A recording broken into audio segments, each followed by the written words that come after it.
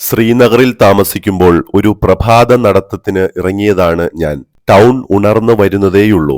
ജമ്മു കാശ്മീരിന്റെ വേനൽക്കാല തലസ്ഥാന നഗരമാണ് ശ്രീനഗർ. സിന്ധു നദിയുടെ പോഷക നദിയായ ഝലം നദിയുടെ ഇരുകരകളിലുമായി സ്ഥിതി ചെയ്യുന്ന ശ്രീനഗർ നഗരം തടാകങ്ങൾക്കും തടാകങ്ങളിലെ ഹൗസ് ബോട്ടുകൾക്കും പ്രശസ്തമാണ്. 2000 വർഷത്തിലേറെ പഴക്കമുള്ള നഗരമായ ശ്രീനഗർ ഗോനന്ന രാജവംശത്തിന്റെ ഭരണകാലത്താണ് സ്ഥാപിതമായത്. വിവിധ കാലഘട്ടങ്ങളിൽ ഹിന്ദു, ബുദ്ധ, മുസ്ലിം, സിഖ് ഭരണാധികാരികളുടെ കീഴിലായിരുന്നു ശ്രീനഗർ. ശ്രീനഗറിലെ മനോഹരമായ കാലാവസ്ഥയും ചുറ്റുമുള്ള ഹിമാലയൻ മലനിരകളുമാണ് സഞ്ചാരികളെ ഇവിടേക്ക് ആകർഷിക്കുന്നത്.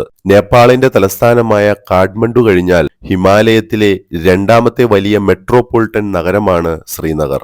പുലർകാലത്ത് തന്നെ തുറക്കുന്ന ഈ ഷോപ്പിൽ ഖാജ എന്ന മധുര പലഹാരം വറുത്തു കോരിയെടുത്ത് പഞ്ചസാര സിറപ്പിൽ മുക്കി വിൽപ്പനയ്ക്കായി മനോഹരമായി അടുക്കി വച്ചിരിക്കുകയാണ്. കോളിഫ്ലവർ, ഗ്രീൻ പീസ് തുടങ്ങിയ ഫിൽ ചെയ്ത് വറുക്കുന്ന സിംഗാര തയ്യാറാക്കുന്ന തിരക്കിലാണ് മറ്റൊരാൾ. മറ്റു ഷോപ്പുകൾ തുറക്കുന്ന സമയമാകുന്നതേ ഉള്ളൂ.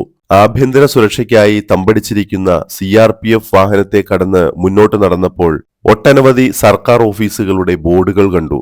ശ്രീനഗർ സന്ദർശനം വെറുമൊരു യാത്രയല്ല, ചരിത്രത്തിൽ മുങ്ങിക്കുളിച്ച ഒരു സംസ്കാരത്തിന്റെയും ആതിഥ്യമര്യാദയുള്ള നാട്ടുകാരുടെ ഊഷ്മളതയുടെയും ഒരു ആഴ്ന്നിറങ്ങുന്ന അനുഭവമാണ്.